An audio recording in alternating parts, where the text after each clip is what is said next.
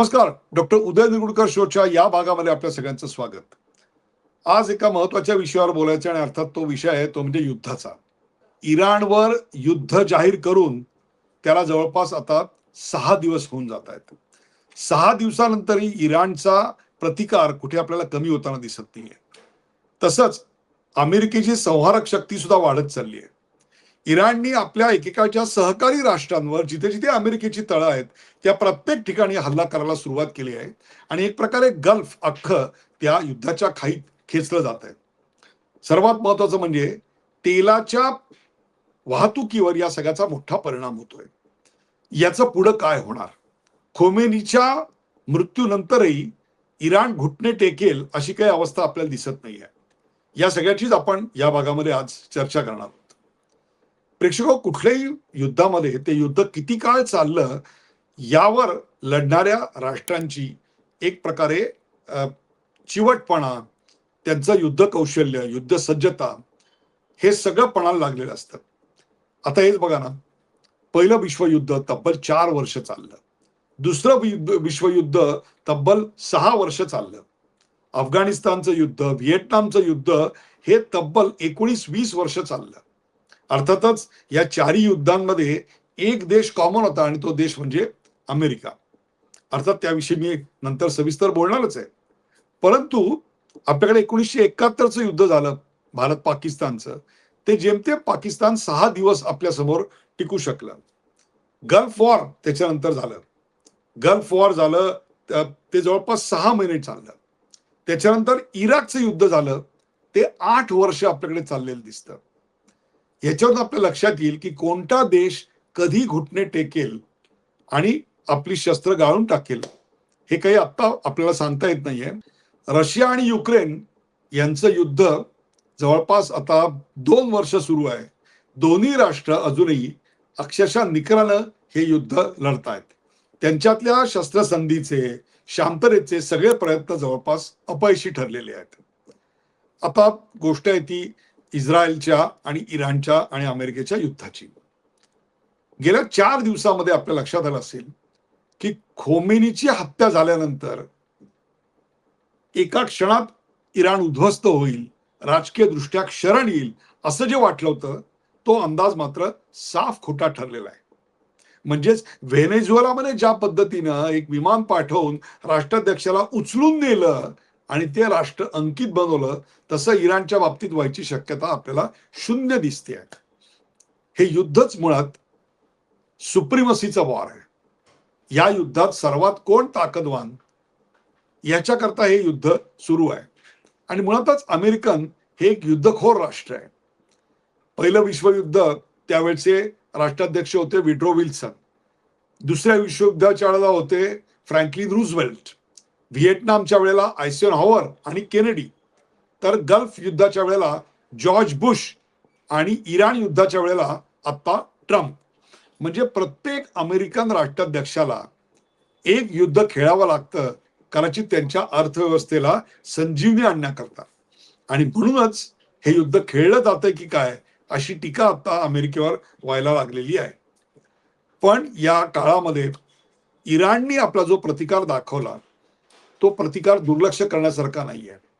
याचा अर्थ खोमेनीची राजवट तिकडे पॉप्युलर होती का? अजिबात नाही. खोमेनीची राजवट लोकांना नको होती, परंतु त्याची अशी हत्या बाहेरच्या शक्तीने करावी हे मात्र लोकांना आवडलेलं नाही.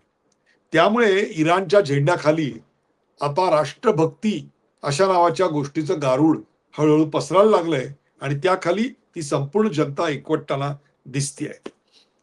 एक आणखीन या ठिकाणी महत्वाचा मुद्दा मला मांडावासा वाटतो की 6 दिवस झाले तरी युद्ध संपुष्टात येण्याचं कुठलंही चिन्ह आपल्याला दिसत नाहीये.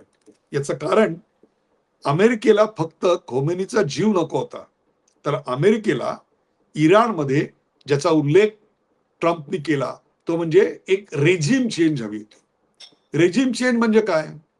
तर आत्ताचं शासन उलथवून टाकून तिथे दुसरी राजवट त्यांना एस्टॅब्लिश किंवा तिथे आणायची होती. ते त्यांनी इतर अनेक देशांमध्ये यशस्वीरित्या केलं. ते आशियातली, मग ते बांगलादेश असेल, श्रीलंका असेल, नेपाळ असेल, या सगळ्या ठिकाणी आपण पाहिलेलं आहे. इराणमध्ये तसं होऊ शकलं नाही याचं कारण तिथे एक सक्षम विरोधी पक्षाचं स्ट्रक्चर आत्ता उपलब्ध नाहीये. या ठिकाणी मला त्या फ्रान्स काफ्का या एका विचारवंताच्या वाक्याची आठवण होते आणि ते वाक्य असं आहे की new structure must be established before the old one is demolished. जुनं स्ट्रक्चर पूर्णपणे उद्ध्वस्त करण्याआधी नवं स्ट्रक्चर एस्टॅब्लिश करावं लागतं. आज तोच धडा अमेरिकेला नव्याने मिळतोय. याचं कारण 1,80,000 रिव्होल्युशनरी गार्ड्स इराणचे इराणच्या रक्षणाकरता 24 तास डोळ्यात तेल घालून आता उतरलेले आहेत. त्याचबरोबर इकडे अमेरिकेने जोपर्यंत आमचे हेतू साध्य होत नाहीत तोपर्यंत आम्ही हे युद्ध लढत राहू असं म्हणत ट्रम्पनी अमेरिकेच्या राष्ट्रभक्तीला आवाहन केलेलं आहे. त्यामुळे दोन्ही बाजू आपापल्या राष्ट्रांच्या राष्ट्रभक्तीच्या आणाभाका घेत या युद्धात जरी उतरलेल्या असल्या तरी रेजिम चेंज, राज्यव्यवस्था उलटवून टाकून दुसरी आणण्याकरता जो एक रोडमॅप लागतो तो रोडमॅप मात्र अजून ट्रम्प यांनी दिलेला नाही. याचा अर्थ तो अमेरिकेकडे नाही असं मला म्हणायचं नाही आहे, परंतु तो त्यांनी जगासमोर आत्ता उघडलेला नाही ही वस्तुस्थिती आहे.